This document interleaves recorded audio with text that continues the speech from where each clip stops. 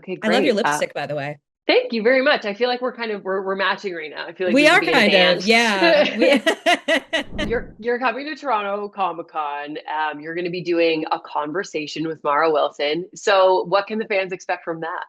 I mean, honestly, I am so excited to be going back to Toronto because I love Toronto so much. You'll notice I even pronounce it correctly. You do. Um, I'm impressed. well, that's because I actually have some Ontarians married into my family, and after you have 5-year-old relatives telling you actually it's Toronto, not Toronto, you Yeah. tend to remember. Yeah. But I spent so much time there as a kid because that's where movies were filmed in the 90s and 2000s. They make movies in Toronto. That's like a whole thing, and so for me, it feels almost like going back to like where I used to spend my summers or like my university town or something. Like it's where it's I have so much love for Toronto, and every time I'm there, the fans are always just incredibly lovely. So I'm really excited, and I've found that I mean, like even when I made Matilda as a kid, it was a bigger hit in Canada than it was in the US. So I feel like I have a lot of really devoted fans there, and I'm really excited to meet them. What is it like interacting with fans at events like Comic Con? I mean, I'm a pretty extroverted person. I think like for some people it's probably kind of overwhelming, but when I was a kid I was like, "Oh, I don't know if I would ever do that. Like it might be a little too nerve-wracking. It might be a little bit too much of this." And I feel like when I was a kid it was kind of hard for me to like take compliments. Now though, I think that it's just really nice. It's a nice place where I get to meet people and they like, yeah, it can be a little bit of a long day, but it's really fun because also you are meeting people who are just there to tell you how much they love you. And also, a lot of the times at these cons, you get to meet people that you think are cool too, people that you loved when you were a kid, who were in the movies you loved when you were a kid. So it's fun for you as well. And have you ever been given anything? Like I was at a show the other day and someone gave the singer a portrait of herself that they had drawn. Like Oh, what sort yeah. of things have you been given? There's literally this picture that I have on my wall. Somebody did a painting of Mrs. Doubtfire, and I love it so much. And I don't know who gave it to me. So I'm trying to figure out what their name was. I think it was a woman because it's an amazing painting, and people are always asking me about it, and I love it. Somebody also once gave me like a magazine that was like a little zine that they had made that was like a teen magazine, except instead of celebrities, it was all dogs and there were just articles about dogs inside. I'm So, obsessed and with that. yes, and I actually have not one, but two different crochet dolls people have made of Matilda, and they're both completely adorable, and they're on my shelves now, and I love them. That is so cute. I like that you had an immediate example. You were like, well, actually, Yeah, this portrait of Mrs. I Doubtfire. do. I mean, it is a little strange sometimes when people give me pictures of like my face. I would feel a little bit egotistical putting them up on the wall, but it is still really nice, especially like there was one girl who drew me as a kid. She drew some stills from Matilda and she was incredibly talented. And yes, I might feel a little conceited if I got them framed, but her artwork was just beautiful. You mean you don't have a gallery of your own face in your house? I'm shocked. Yeah, that would be a little strange. That would be a little strange, I think. But yeah. That is so funny. Well, my favorite childhood movie, Matilda, it does turn 30 this year. Yeah, Um, can't believe I it. was obsessed with Matilda when I was a kid. Like, I genuinely thought that if I could just read enough books, I would also have powers. So, how does it feel to know that you inspired a generation to read? People tell me that a lot. They're like, "Oh yeah, I thought I had powers." And people will sometimes ask me, they'll be like, "Oh, did you think you had powers too?" And I'm like, "Well, no, because I saw how the sausage got made. I knew it wasn't me. I saw it special effects people setting up the shots. So I knew it wasn't me. I mean, I think Matilda is, not to get too pretentious, but Matilda's allegorical. It's about the power of knowledge, the power of teaching yourself and finding power within yourself and building community and building solidarity. That's what I think Matilda is about. But I also think that on the surface, it's fun. And one thing I've actually noticed that's really interesting is Matilda has a huge fan base in Latin America as well. And a friend of mine who's Mexican American said, I think it's because it's magical realism. So it's kind of magic, it's kind of real, and the thing about magical realism is it's sort of like nobody ever really questions the magic. It's just kind of there. And so I found that like when I've gone to like Colombia or Mexico, people really love it there because there's such a strong literary tradition of magical realism there, and Matilda feels like that to them too. So That's I so absolutely love cool. that. Yeah. When you think about shooting Matilda, I mean, you were just a kid, but is there a particular scene that right away you're like, that's what you jump to when you think about shooting that movie? I mean, I had a lot of favorite scenes that we filmed while we were filming because Danny DeVito, who directed it, he made it like it was like a summer camp for us. And of course, there were days that it was hard, but like the Bruce Bogtrotter scenes, those were very long days. And poor Jimmy, who was actually eating the chocolate cake, playing Bruce, he didn't like chocolate cake very much. Poor How guy. much did he actually have to eat? Like probably still More quite a than he bit. wanted, more than he wanted, and he had to spit it out. He was spitting it out a lot, but there were so many scenes that were fun to film. Probably the most fun was chasing Pam Ferris, who played Miss Trunchbull, out of the school at the end because I mean every kid wants to have a food fight, right?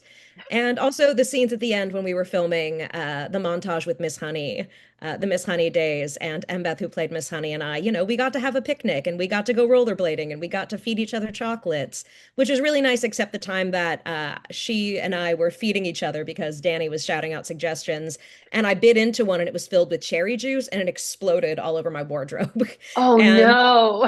yeah, under the table too. That was a fun scene too, hiding under the table. They had to make a body cast for me to be able to do that.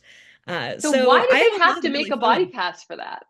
because I was holding on to the table under the table and I couldn't actually do that. I couldn't actually like put my legs and arms around for that long. I was not particularly strong as an 8-year-old.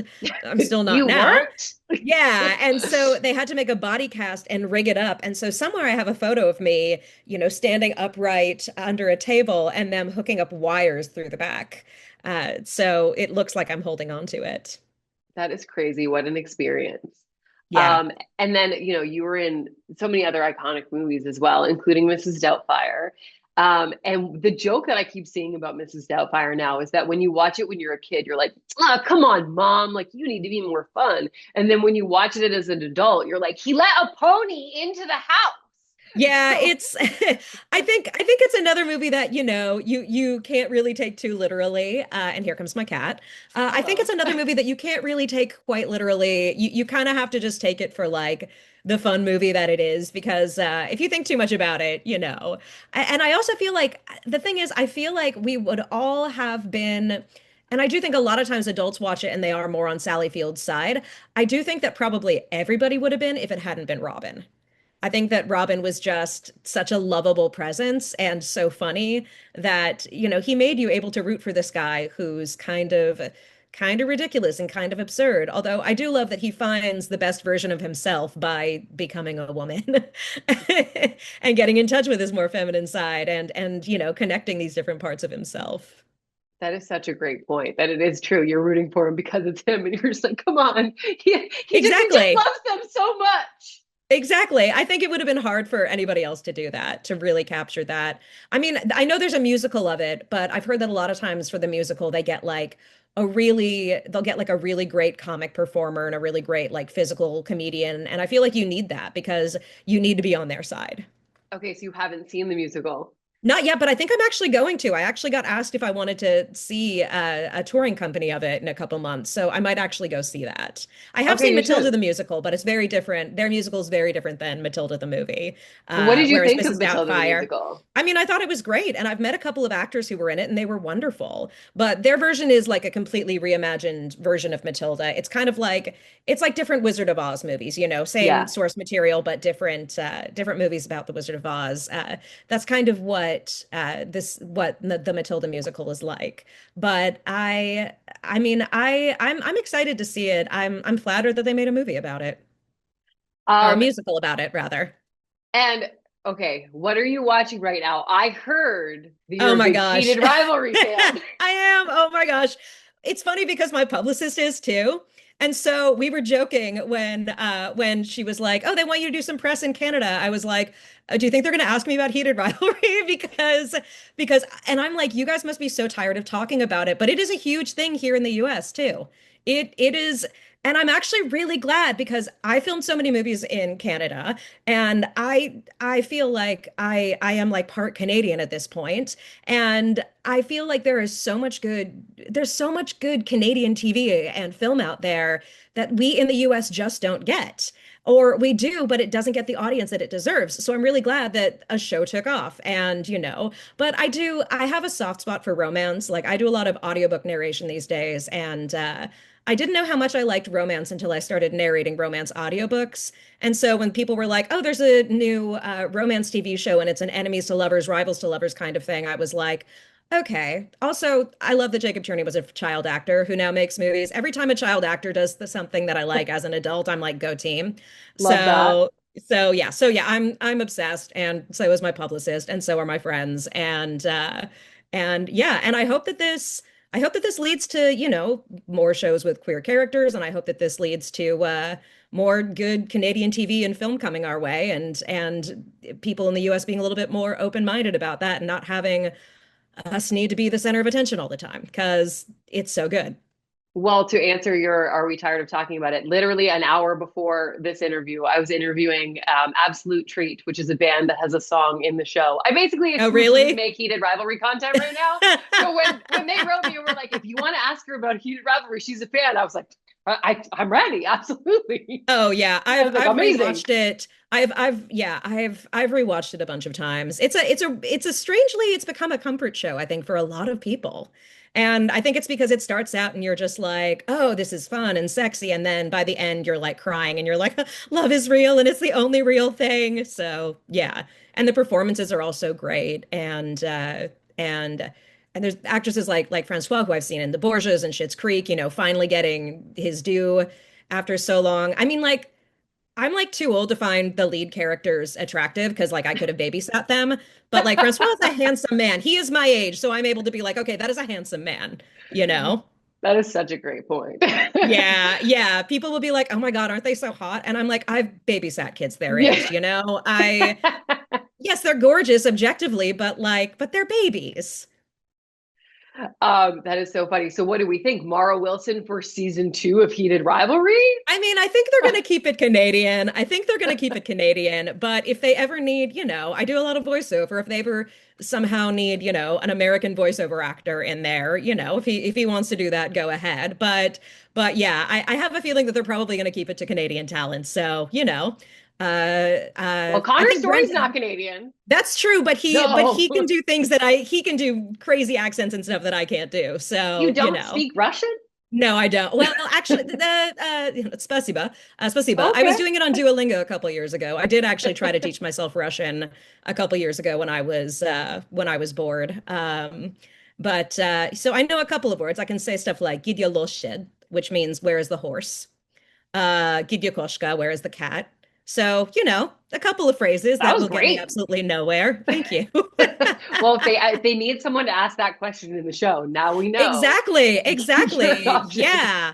Yeah, this is me. Yeah. If they need somebody to say exactly three things in Russian, Jacob and Brendan call me. Yeah. And you're an accomplished actress, you're an accomplished writer, you're an accomplished voiceover artist as well. Like, what else is on the wish list for you?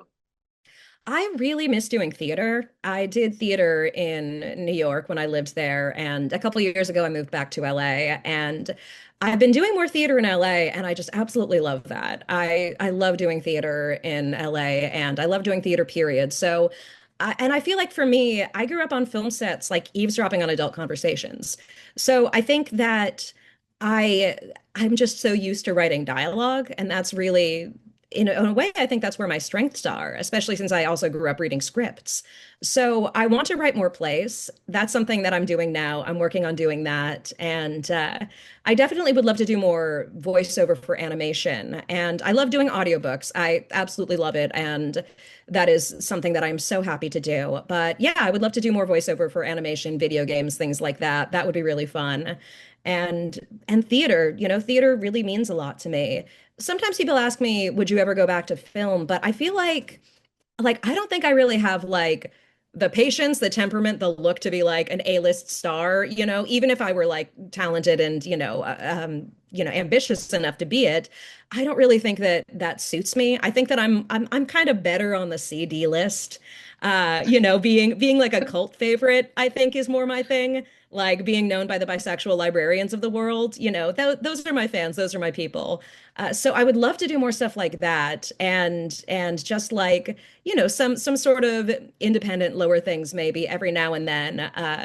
I think mostly I'm just like trying to balance like what's it something that I do for fun as a job, what's for something I do for fun, and what's something I do as a job. And I would love to do more plays and maybe some small movies here and there. I don't need to be like a big Hollywood person. I'm perfectly happy with that. So more So cameos, like when I remember when I was watching Broad City and you showed up in an yeah, episode of Bride of Stacy's, more things like that too. yeah, I think that could be fun. It's basically I pretty much only do on-camera work if it's going to be fun or it's made by friends of mine. I have a couple friends who have made some small productions. They're like, "Hey Mara, do you want to be in my short film? Do you want to be in my web series?" And I'm like, "Sure." And that's fun because you get the camaraderie of being on a set without like all the extreme nonsense of Hollywood, without all the feeling like you have to measure up and feeling like you've got to audition with millions of people Hmm. and doing that. And that's also why I love audiobooks because I get to act and I get to play all the characters. But I'm not worried all the time about, do I have to get cosmetic surgery? Do I have to lose weight? Am I, the right age? Am I the wrong age? Am I the wrong height? Am I, the wrong ethnicity? Am I, do they really want me for this? And you don't have to worry about that with audiobooks. I mean, obviously with audiobooks, they are very good with representation, like a lot of times I'll play characters. They're like, "Hey, we want an actually queer character to play, to do this narrate this book about queer people," or we want a Jewish narrator to narrate this book about a Jewish experience. But other than that, I can kind of play whomever. I've been the murderer and the person escaping the murderer. I've been both sides of a love affair. I've been somebody as a child and somebody as an adult. And it's really fun to be able to play those. So yeah, I think for me, it kind of all goes back to theater and it all goes back to, I think I'm a theater kid at heart. I think I'm sort of painfully sincere. So for me, it all goes back to really just having fun with it. Well, that's great. Mara Wilson, thank you so much for your time. I really appreciate getting to talk to you today. Like I said, I was such a big Matilda fan. So to get to talk to you Thank and tell you. you that you inspired my love of reading was really special. Oh my gosh. Um, I mean, I absolutely love that. And I'm a big reader to this day. I mean, obviously these days I'm a writer and I'm an audiobook narrator. So my love of books has kind of brought me to where I am in my life, and it's going to yeah. stay with me forever. Well, and these days I'm reading Heated Rivalry. So it's changed a little bit. Oh It's no. changed I a little mean, bit, but look, I'm also reading Dostoevsky, but like yeah, you need your fun stuff too. You need your fun exactly. stuff too. Well, thank you so much. So excited to see you in Toronto this weekend for Comic Con. Yes, I'm so excited to be there.